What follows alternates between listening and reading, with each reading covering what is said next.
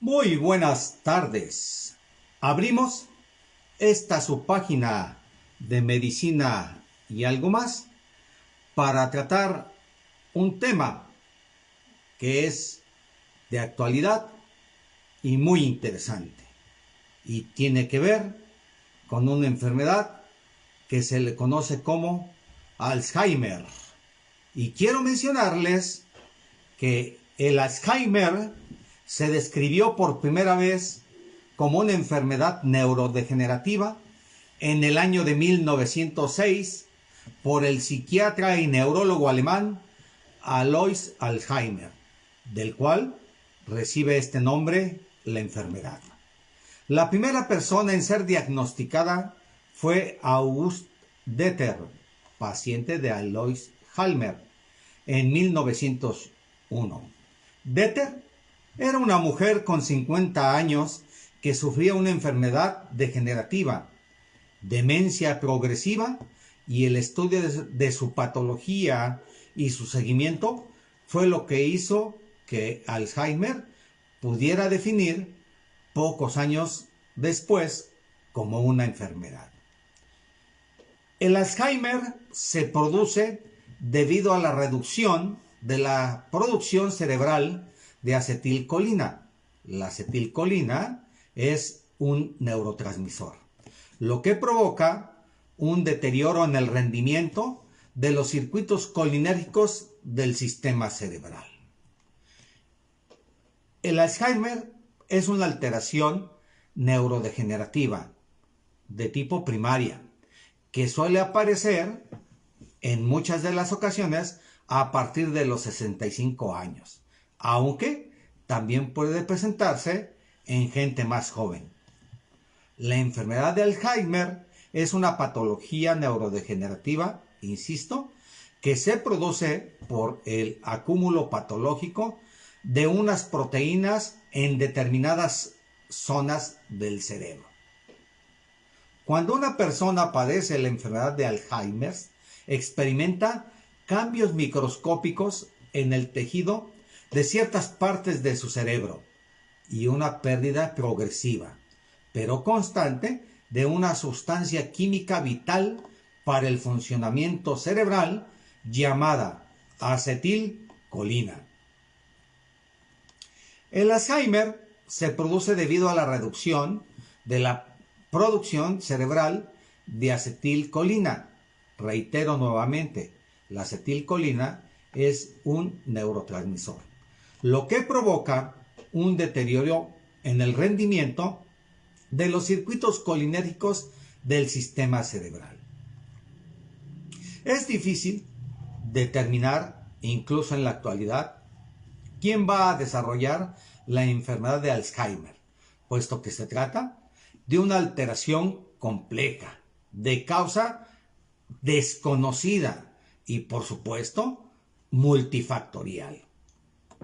Intervienen, al decir con ello, múltiples factores. La edad media para el diagnóstico en la actualidad de Alzheimer está alrededor de los 70 años, puesto que la edad es tal vez el principal factor de riesgo para desarrollar esta enfermedad. Aunque, por supuesto, también esto puede comenzar muchos años antes, incluso antes de los 50 años. Y por supuesto, hay que ver que existen, reitero, múltiples causas y no se deben de excluir las causas genéticas. Sin embargo, no hay duda que el Alzheimer se asocia a la edad, aunque también debemos nosotros de que envejecer no conlleva necesariamente desarrollar Alzheimer, pero bueno, es uno de los múltiples factores. Bueno, hay que mencionar que la esperanza de vida en la actualidad es mayor en las mujeres. Y por supuesto, el número de casos en este grupo de población es 3 veces mayor que en los varones. Y por supuesto, se prevé, sin duda alguna, que el número de afectados en ambos sexos aumente considerablemente en los próximos años, debido precisamente a que existe un envejecimiento poblacional.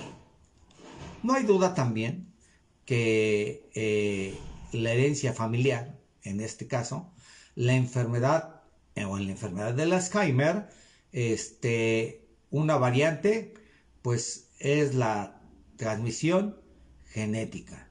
Y se supone que cuando menos el 40% de las personas que desarrollan Alzheimer tienen antecedentes familiares de la misma. Hemos mencionado ya un par de ocasiones el factor genético.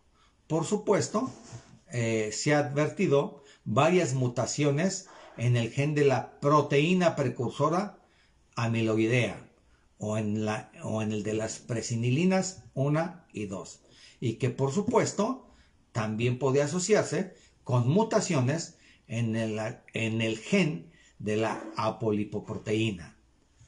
Por supuesto, esta proteína está implicada en el transporte y eliminación del colesterol.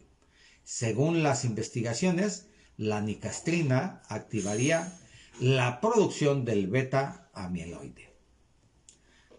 Los factores medioambientales, como el tabaco, se ha mostrado como un claro factor de riesgo de esta patología, al igual que las dietas ricas en grasas. Y por supuesto, no hay la menor duda, la salud cerebral está íntimamente ligada con la salud cardiovascular. Y por supuesto, esto también tiene íntima relación, reitero, con las dietas, la alimentación rica en grasas. Quiero comentarles que en un principio surgen pequeñas e imperceptibles pérdidas de la memoria. Este es el primer paso. Pero a través del tiempo, esta deficiencia se hace cada vez más notoria y, por supuesto, incapacitante para el afectado, que tendrá ya en pasos más avanzados problemas para realizar tareas cotidianas y simples, y también otras más intelectuales como el hablar, el comprender, el leer y el escribir. Por supuesto que los síntomas y por supuesto el fundamental es la pérdida de memoria a corto plazo, incapacidad para retener una nueva información. También existe pérdida de memoria a largo plazo, incapacidad para recordar información personal como el cumpleaños o la misma profesión, pues en los casos ya muy graves. No hay duda que otro de los graves problemas es la alteración en la capacidad de razonamiento. También afasia, que se entiende como la pérdida de vocabulario o incomprensión ante las palabras comunes. También se advierte la apraxia, que significa descontrol sobre los propios músculos, provocando, por ejemplo, que el paciente no pueda abrocharse los botones hasta de una camisa. Por supuesto, otro de los problemas importantes e incapacitantes es la pérdida de la capacidad espacial. Esto es desorientación, incluso en lugares conocidos como su propia casa, su propio hogar. Y algo que también se caracteriza es cambios en el carácter de las personas. Aparece la irritabilidad, la confusión, la apatía, el decaimiento, la falta de iniciativa y de espontaneidad. La Sociedad Española de Neurología hace diversas recomendaciones, o las recomendaciones de los expertos se centran fundamentalmente en dos puntos claves. La primera es la detección precoz de los primeros síntomas y, por supuesto, ejercitar la memoria y la función intelectual. Además de mantener una dieta equilibrada y baja en grasas, protege también el deterioro cognitivo. Por supuesto, en general, mantener hábitos de vida saludables, y esto no hay duda que puede ser útil para la prevención del Alzheimer. Se estima que la mitad de los casos de la enfermedad del Alzheimer se puede atribuir a 9 factores de riesgo potencialmente modificables. Dentro de ellos está la diabetes mellitus, la hipertensión arterial, por supuesto, entre más rápidamente aparezcan, más existe la posibilidad multifactorial para el Alzheimer. No hay duda que también la depresión, la inactividad cognitiva, un bajo nivel educativo, la hipoacusia y, no hay duda, el aislamiento social. Por supuesto que esto está avalado por el grupo de estudios de la conducta y demencia. Quiero mencionar que por una reducción dentro de un 10 y 25% de los factores que previamente hemos mencionado, se podría potencialmente prevenir un gran número de casos de Alzheimer, y estos van de 1 a 3 millones de casos en el mundo entero. Por supuesto, el riesgo de desarrollar la enfermedad se puede prevenir modificando diferentes hábitos de vida y factores de riesgo cardiovasculares que reducen la probabilidad de que una persona desarrolle Alzheimer. No hay duda que adoptar y mantener una dieta equilibrada, una alimentación de protección al deterioro cognitivo y a una enfermedad cardiovascular son importantes. Y estas tienen que ver con mantener bajo control factores de riesgo cardiovascular también, como la diabetes, insisto, la hipertensión y, no hay duda, la hipercolesterolemia, que va asociado como un factor multifactorial para estas enfermedades y, por supuesto, también para el Alzheimer. Pues una manera de prevenir de alguna manera la aparición o retardar la aparición del Alzheimer es realizar ejercicio físico.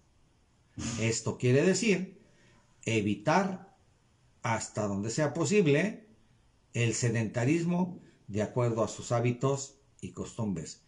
Y no hay la menor duda, se debe de evitar el tabaquismo, se debe de evitar los hábitos y la intoxicación como el alcohol o otro tipo de drogas, así sea socialmente permitidas. son factores de riesgo que incrementan la posibilidad de la enfermedad de Alzheimer. Reitero, el consumo de drogas en la población joven, pues evidentemente nos debe preocupar porque se asocia exactamente a lesiones cerebrales, se asocia al aumento y el riesgo de que a través de los años, reitero, desarrolle un deterioro cognitivo, un deterioro del conocimiento. También debemos de tomar en mente que se debe de evitar el aislamiento social y procurar mantener una red y relaciones sociales que motive a la persona. Aquí debemos de mencionar que es muy importante la familia, el entorno familiar y la sociedad que está alrededor de la persona con Alzheimer. Y por supuesto, debemos de estimular y mantener a la persona que tiene riesgo de Alzheimer o con Alzheimer a mantener la mente activa, estimular su vida intelectual y por supuesto eso le llevaría a mantener sus reservas cognitivas y por supuesto tener en mente que no hay duda, mantenerla activa mentalmente le permite estar con el entorno en que vive y es protector de el Alzheimer. Quiero mencionar que cada nuevo aprendizaje, cada aprendizaje que promueve la aparición de nuevas conexiones entre las neuronas, de tal suerte que la persona con tendencia al Alzheimer debe de estar en un continuo aprendizaje para ir retrasando los síntomas de esta terrible enfermedad. Por supuesto que no obstante, como lo he mencionado, el tener una vida intelectualmente activa no descarta que una persona desarrolle Alzheimer.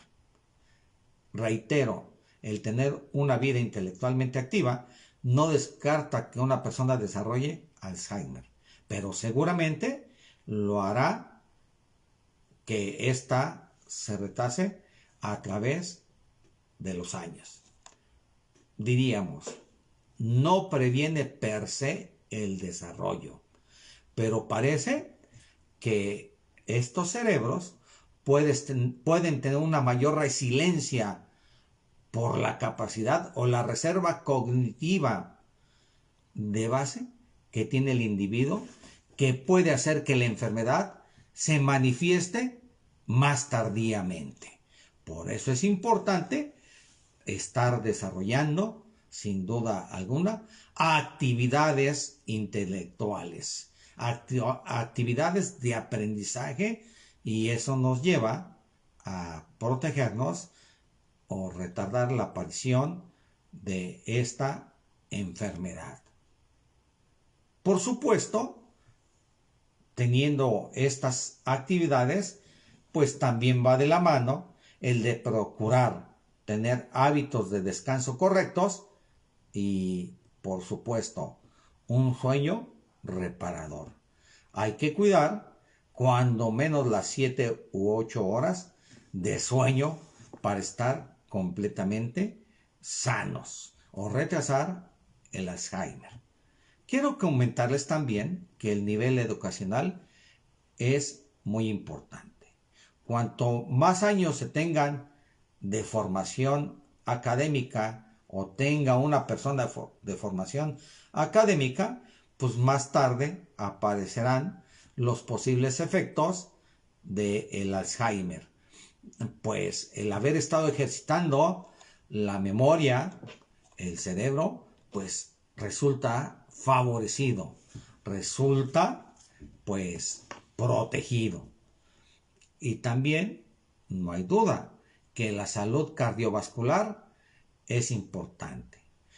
Existen alteraciones del sistema cardiovascular que pueden afectar al sistema cognitivo de una persona, como lo es, y ya lo hemos mencionado, la hipertensión arterial, la diabetes mellitus y bueno, no hay duda que la obesidad que va de la mano con los dos problemas de salud previamente expresados. Y junto con ello, pues la falta de ejercicio y no hay duda, otras sociopatías como el tabaquismo y el alcoholismo, la drogadicción. No hay duda que en algunas ocasiones un traumatismo cráneoencefálico también puede estar relacionado con la aparición de esta enfermedad. Y bueno, también reitero y vuelvo a mencionar que la depresión sí es un facilitador, favorece la aparición del Alzheimer y por supuesto cualquier otro tipo de enfermedad vascular cerebral. Nuevamente menciono que es multifactorial. Quiero comentarles que para llevar al diagnóstico rápido, expedito de esta enfermedad, está la prueba de los 7 minutos. Y que está relacionada con la orientación. Por supuesto que cuando le pides a la persona de la que se sospecha estar afectada que identifique día, mes y año en que se encuentra, bueno, si llega a confundirse en el día de la semana, el día del mes y por supuesto la confusión del año, pues ya está dando muestras de que puede estar afectado de esta terrible enfermedad. Por supuesto, también está, pues, actividades de la memoria y se le puede colocar al sujeto con sospecha de Alzheimer de que observe diversas figuras, 10, 16, en láminas, con imágenes, por supuesto, de diversas cosas, y pues después, pues, que mencione cuántas recuerda de esas figuras que se mostraron. Y por supuesto, también está la posibilidad de decir en qué sitio se encuentra la figura que se le pide busque en esas cartas que primero se le han mostrado. Y cuando haya identificado correctamente el objeto, se saca la lámina, se guarda la lámina, se saca otra sobre la que se pregunta por otro objeto. Y así sucesivamente para ver esa capacidad de memoria. También se puede utilizar la percepción visual. Se le pide que dibuje en un reloj con las manecillas, por ejemplo, las 4 menos 20. Y uno debe valorar el resultado según el dibujo que haga nuestro paciente. Por supuesto, también se debe de checar el lenguaje. Se debe de evaluar la fluidez oral que tiene para nombrar no sé, un número de cosas que se le soliciten o un número determinado de animales que se pueden identificar en una sociedad cotidiana como la de nosotros, el perro, el gato, etcétera, etcétera. Quiero comentarles que la Fundación del Cerebro da a modo de conclusión una serie de medidas preventivas que pueden llevar a cabo tomando en cuenta lo que previamente mencionamos. 1. Mantener un control de los factores de riesgo vascular. los que mencionamos, los problemas crónico-degenerativos usuales, como la hipertensión arterial, la diabetes mellitus, por supuesto la hipercolesterolemia, y para ello, pues reiteramos, llevar un estilo de vida saludable, siguiendo una dieta saludable, evitando las grasas saturadas, realizar ejercicio físico de acuerdo a la edad y al sexo, cuando menos de 2 a 3 horas en una semana. Por supuesto, esto es lo mínimo. Hemos leído por ahí que existe una dieta que puede seguirse, y ustedes que tienen interés por este tema, que se puede llevar a cabo una dieta mediterránea. Ahí se los dejo al costo. Para quienes están interesados, pues busquen las características de la dieta mediterránea. Pero reitero, evitando en nuestros alimentos usuales las grasas saturadas y realizar ejercicio físico de acuerdo a nuestra edad y sexo, cuando menos de 2 a 3 horas por semana, pues es suficiente. Reitero, debemos favorecer la actividad cognitiva con actividades como el hablar. Para los que tienen la facilidad, pues hablar varios idiomas, también estimular el que toquen instrumentos musicales, que tengan hábitos en la lectura, y por supuesto también se les invita a realizar actividades en grupo y, por ejemplo, a practicar juegos intelectuales como el ajedrez, o bueno, también algunos juegos de mesa. Quiero comentarles ya rápidamente, para terminar esta presentación, que existen diversos estadios en el Alzheimer. El primero es el estadio leve. El daño de la enfermedad muchas veces todavía pasa desapercibido, tanto para el paciente como para sus familiares.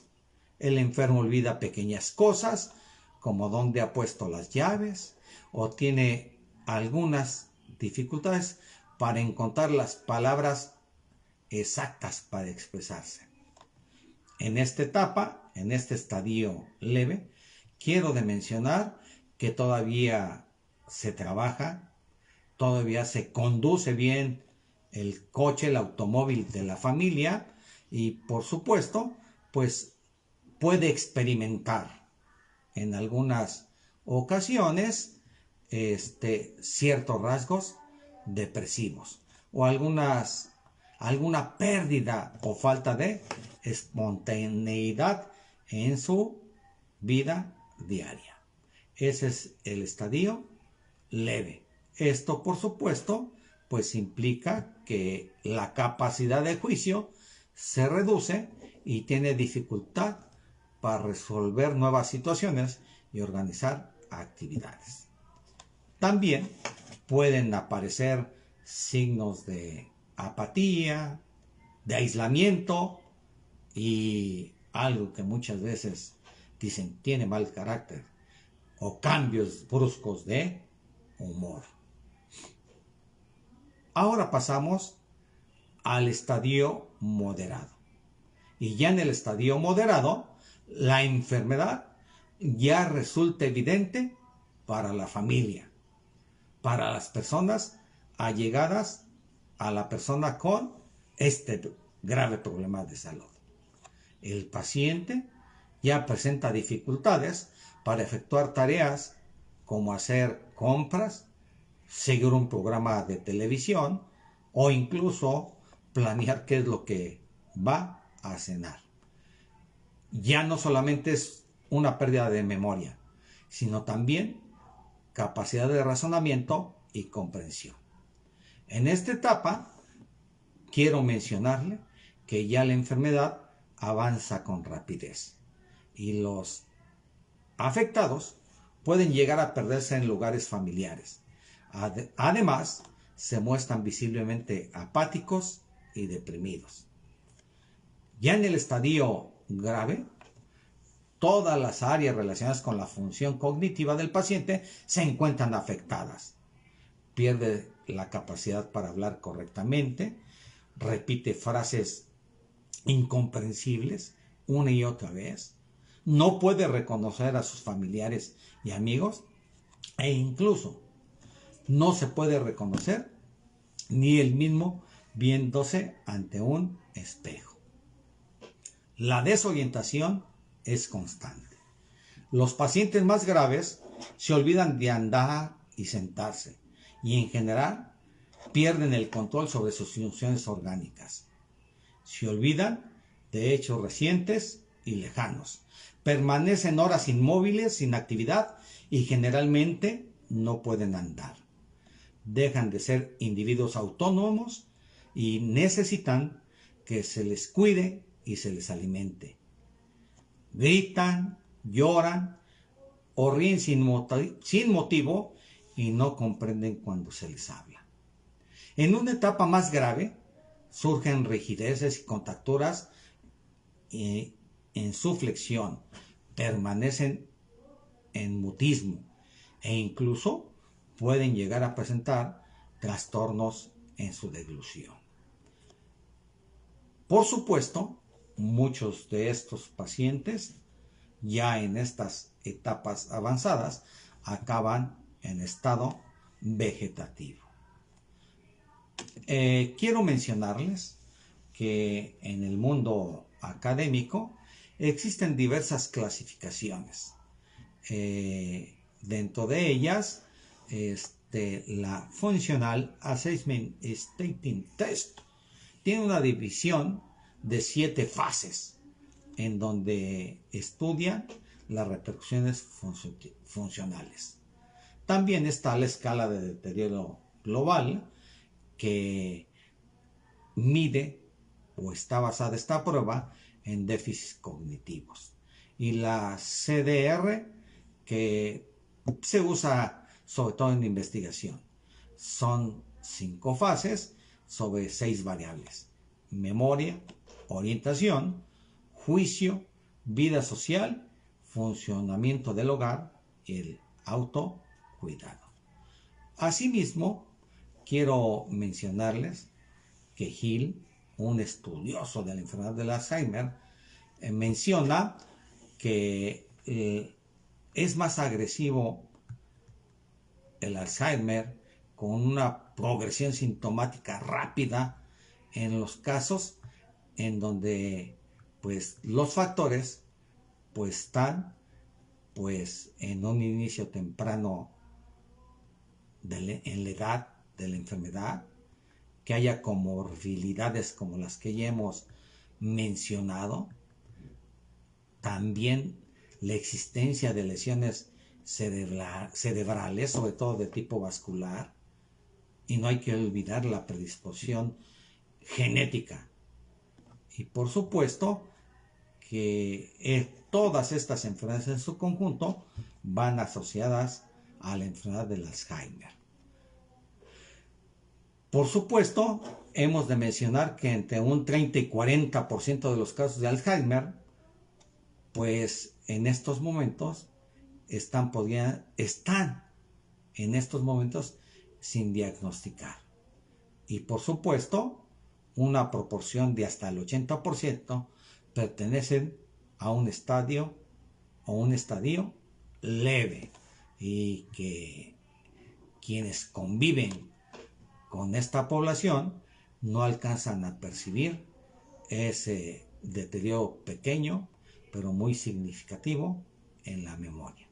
Por supuesto, la enfermedad se diagnostica con datos recabados sobre los problemas del paciente, de la memoria, de su aprendizaje y por supuesto con esa capacidad de tener que llevar adelante la vida cotidiana y preguntando, por supuesto, a a la familia, a las personas que están en el entorno y que conviven con el paciente, que conviven con el enfermo.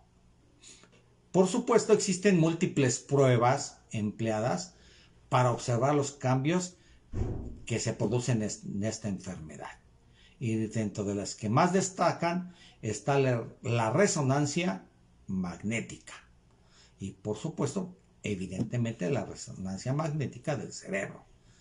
También está la tomografía por emisión de positrones y que incluso la mayoría de las ocasiones el especialista, el neurólogo, solicita ambas pruebas.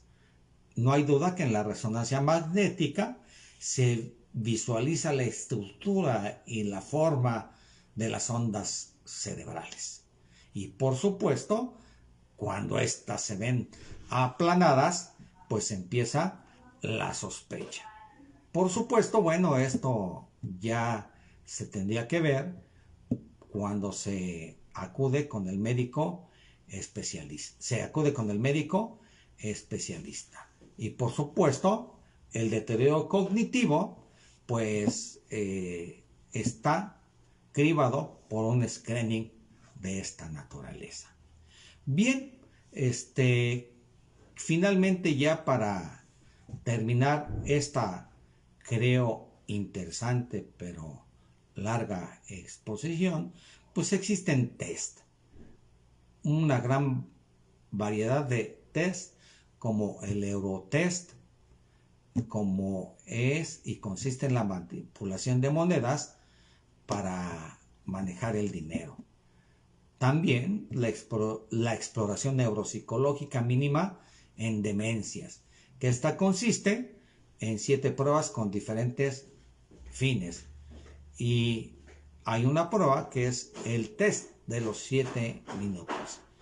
Es una prueba que permite diagnosticar la enfermedad de Alzheimer en las primeras fases y en pacientes de todas las edades, midiendo la orientación temporal, la capacidad del paciente para recordar y aprender, la fluidez del lenguaje y su habilidad para realizar un dibujo. Reitero, ya prácticamente para finalizar, la enfermedad de Alzheimer es una patología de evolución lenta y progresiva, y que desde que aparecen los primeros síntomas hasta que se inicia una etapa de mayor gravedad pueden pasar años. Esto, por supuesto, depende de cada persona, depende de su forma de vivir, depende del entorno familiar que tenga, depende de la sociedad en la que viva. Y pues pueden ser tiempos tan prolongados de entre 5 hasta 20 años. Quiero mencionar también que por el momento no existe ningún tratamiento que revierte el proceso degenerativo de la enfermedad. En términos concretos, no hay ninguna terapia curativa. Pero quiero decirles que afortunadamente se dispone de algunos fármacos que pueden retrasar las diferentes etapas de esta enfermedad y la progresión de esta patología. Por supuesto, se utilizan fármacos anticolinesterásicos o inhibidores de la acetilcolinesterasa, fármacos que elevan los niveles de acetilcolina en el cerebro. Tacrina, donepezilo, galantamina, memantina y ribastigmina. Son algunos fármacos que están indicados en las primeras etapas de la enfermedad. Usted que escuchó esta presentación, bueno, pues debe de saber que ante datos primarios de esta enfermedad, pues inmediatamente debe de acudir con un médico especializado. Este es con un neurólogo para que se instale lo más rápido posible el tratamiento y se retrase la evolución de la enfermedad. Sin más por el momento, si usted que me está escuchando le gustó esta presentación, favor de compartirla, que llegue a todos los oídos perceptibles y que estén interesados en este tema. Que tengan ustedes muy buenas tardes y se despide de ustedes su amigo Dr. Ramón Camacho Delgado de esta presentación de Alzheimer en medicina y algo más. Espero que estén atentos a futuras presentaciones. Hasta la vista. Muy buenas tardes.